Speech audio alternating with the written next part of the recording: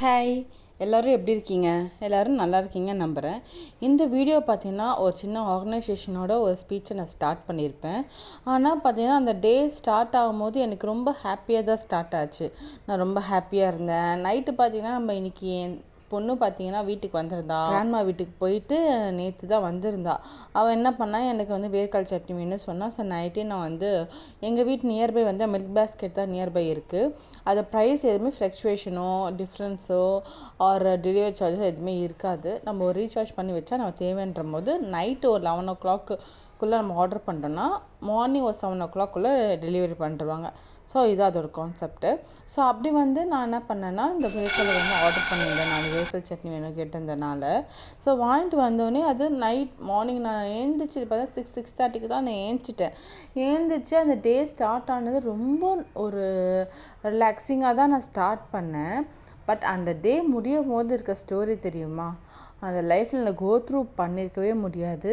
சரி, அந்த ஒரு லைஃப் கோத்ரூ வந்து பண்ணவும் கூடாதுன்னு நான் ப்ரே பண்ணிக்கிறேன். பிகாஸ் நம்மளை மீறி ஒரு நெகட்டிவிட்டியோ ஒரு விஷயம் நெகட்டிவாக நடக்குதுன்னும் போது அது நம்மளால் தடுக்கவும் முடியலன்னும் போது இருக்க ஒரு விஷயம் இருக்குது தெரியுமா? அப்பா, ஸோ என்னால் அதை மீண்டு வந்துட்டேன்ற சொல்கிறதா ஆர் வந்து அதுலேருந்து நான் எப்படியோ தப்பிச்சு வந்துட்டேன் அப்படின்னு நான் நினைக்கிறதா, இல்லை அந்த டேவை நான் ஒரு விஷயத்துக்காக மிஸ் பண்ணிட்டேன், அந்த ஒரு விஷயத்துக்காக நான் ஹாப்பியாக அந்த டேவை நான் மூவ் பண்ணிகிட்டு இருந்தேனே, அந்த விஷயம் அன்னியோடு முடிஞ்சிடுச்சு, இதுக்கப்புறம் அது எப்போ வரும் என்னன்னு தெரியாமல் நான் உட்காண்ட்ருக்கேனே சொல்லிட்டு அந்த டேவை நான் அப்படி நினைக்கிறதான்னு தெரியல.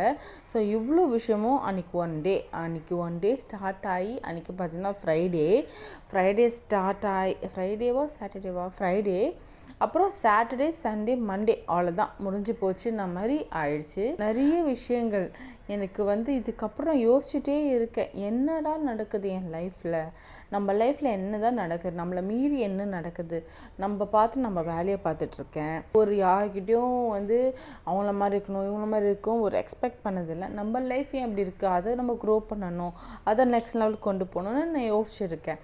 ஆனால் வந்து அதை மீறி ஒரு நெகட்டிவாக ஒரு தாட்டோ ஒரு நெகட்டிவான ஃபீலோ யாரையும் நான் நினச்சதும் கிடையாது, அப்படி நினைக்கவும் மாட்டேன். ஸோ அதுதான் நான்.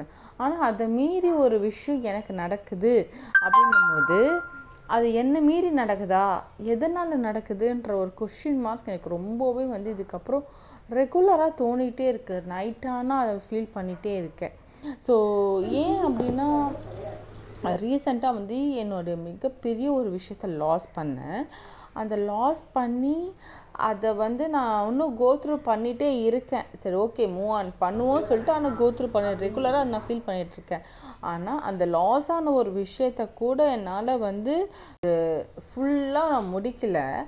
அதுக்குள்ளே அதை விட மிகப்பெரிய ஒரு லாஸ் என் லைஃப்பில், என்னோடய லைஃப்பில் அது பார்த்திங்கன்னா இதுக்கப்புறம் நான் சாகிற வரைக்கும் கூட மறக்க முடியாத ஒரு விஷயம். அதை நான் எப்படி வந்து சொல்வேன்னு எனக்கு தெரியல. அதை முடித்து ஹாஸ்பிட்டல்லேருந்து டிஸ்சார்ஜ் ஆகி வந்து ஒவ்வொரு நாளும் என்னால் அதுலேருந்து மீண்டு வர முடியல. ஒரு ஒரு எப்படி நான் இது நடந்துச்சு, நான் ரொம்ப கேர்ஃபுல்லாக இருந்தேன். ஒவ்வொரு டேனும் ரொம்ப அழகாக நான் என்னை மெயின்டைன் பண்ணேன். நல்ல ஒரு கேரிங்காக நல்ல ஹாப்பியாக தான் நான் அது ஒரு 1 வீக் தான், அந்த 1 வீக் ரொம்ப ஹாப்பியாக நான் இருந்தேன். எப்படி வந்து இது என்னை மீறி ஒரு விஷயம் நடந்ததுன்றது கூட எனக்கு தெரியல. ஸோ இந்த லாஸ் வந்து நிறைய பேர் இதை கோத்ரூ பண்ணியிருக்கீங்களா கேட்டால் நிறைய பேர் எனக்கு அப்புறம் சொன்னாங்க, ஆமாம் நான் கோத்ரூ பண்ணேன், என் லைஃப்லையும் மாதிரி நடந்திருக்கேன், நானும் ஃபஸ்ட்டு இப்போ இதாக ஆச்சு, அதுக்கப்புறம் தான் மீதி 2 பசங்களும் அப்படின்னு சொல்லும் போது என்னால் வந்து அதை அக்செப்ட் பண்ண முடியல. அந்த டைமில் எனக்கு ஒரு பேபி இருக்காங்க, பட் இருந்தாலுமே எனக்கு வந்து இது ரொம்ப ஹாப்பியாக இருந்த ஒரு நியூஸு. ஓகே, ஸோ நான் ஹெல்த்தியாக ஒரு ஸ்டார்ட் பண்ணேன், ஹெல்த்தியாக தான் இருந்தேன், எல்லாமே வந்து ஹெல்தி வேலை தான் மூவ் பண்ணேன். ஏன்னா நான் இது நான் மிஸ்டேக் பண்ணிட்டேன், நான் இப்படி பண்ணிட்டேன், நான் ரொம்ப ஏதாவது வெயிட் தூக்கிட்டேன் அப்படின்னா கூட ஓகே அக்செப்ட் பண்ணிக்கலாம். பட் அப்படி எதுவுமே நான் பண்ணலை. ரொம்ப ஒரு ஹாப்பியாக ரொம்ப ஸ்ட்ராங்காக இருந்தேன். அந்த ஸ்ட்ராங்குக்கும் மீறி ஒரு விஷயம் நடக்கும்போது ரொம்பவே ஃபெல் டவுன் ஆகிட்டேன். என்னால் அந்த விஷயத்தை கோத்ரூ பண்ணிவிட்டு வெளியே வர முடியல. ஒவ்வொரு டே ஸ்டார்ட் பண்ணும் போதும் அந்த டேயோடு தான் நான் ஸ்டார்ட் பண்ணுறேன். ஐயோ, நான் இந்த டே நான் மிஸ் பண்ணிட்டேனே, எதனால் மிஸ் பண்ணிட்டேன், ரொம்ப கேர்ஃபுல்லாக இருந்தேனே, ஏன் அப்படி ஆச்சு, ஏன் அது ஏன் என் கையை விட்டு போச்சு, அது ஏன் என் கையை விட்டு போகிற அளவுக்கு நடந்துச்சு, அப்படி என்ன நினச்சி அவ்வளோ நான் எதுவும் கேர்லெஸ்ஸாக இல்லையா அப்படின்ற மாதிரி யோசிச்சுட்டே இருக்கேன். ஸோ என்ன சொல்லிடுவாரன்னு இதில் ஒரு அரைகுறையாக தெரிஞ்சிருக்கும்னு நினைக்கிறேன். இது வந்து யார் எப்படி எடுத்துக்கிறீங்க, யார் எனக்கு இதை வந்து பாசிட்டிவாக சொல்வீங்களா, எப்படி எடுத்துக்கிறீங்கன்னு தெரியல.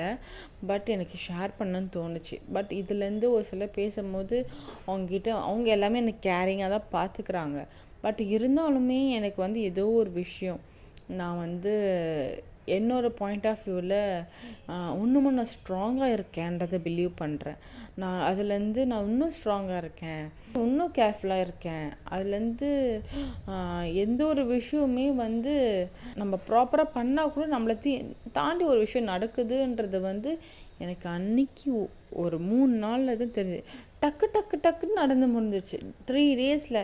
என்னால் அது என்ன பண்ணுறது, என்னால் அதை வந்து சேவ் பண்ண முடியாமல் போயிடுச்சுன்ற ஒரு ஃபீலிங் தான். அதை வச்சு நான் ஒவ்வொரு நைட்டும் நான் தூங்க கஷ்டப்படுறேன், ஒவ்வொரு நாள் ஏஞ்சும் கஷ்டப்படுறேன். இன்னொரு பெரிய விஷயம் என்னென்னா, என்னோடய பொண்ணு வந்து அவகிட்டயே நாங்கள் சொன்னோம், அப்போ தான் கன்ஃபார்ம் ஆகிட்டு. ஏன்னா அவள் தான் ரொம்ப நாள் வெயிட் பண்ணிட்டு இருந்தா எனக்கு ஏதாச்சும் என்ன சிப்ளிங்ஸ் வேணும்னு சொல்லிட்டு. ஸோ கொஞ்ச நாள் கழித்து அது இல்லைன்னும் போது அவகிட்ட எப்படி கன்வே பண்ண போகிறேன்னு தெரியலையே யோசிச்சுட்டு இருந்தேன். ஆனால் அவளும் நான் கோத்ரூ பண்ணதை பார்த்தா, என்ன வேறு வழியில் நம்ம கூட தான் இருந்தா, ஃபேஸ் பண்ணி தான் அவன் பக்கத்தில் இருந்தான், நான் பார்த்து தான் அவனுன்ற மாதிரி இருந்துச்சு. அதுக்கப்புறம் வந்து குழந்தை பாப்பா எங்கே எப்படி இருக்கான்னு கேட்டால், இல்லை பாப்பா நமக்கு இல்லை, அது பாப்பா இல்லை நம்ம ஏமாற்றிட்டோம், அது கட்டியா அப்படி சொன்ன பிறகு கொஞ்சம் டல்லானா. அப்புறம் கொஞ்சம் விளையாட காமிச்சு டைவர்ட் பண்ணிட்டோம். அம்மா வீட்டில் இருந்ததுனால பசங்க கூட விளையாடிட்டு இருந்தா. ஸோ அவளும் கொஞ்சம் மைண்ட் சேஞ்ச் ஆகிட்டா. இந்த வீடியோ முடியுது. பை.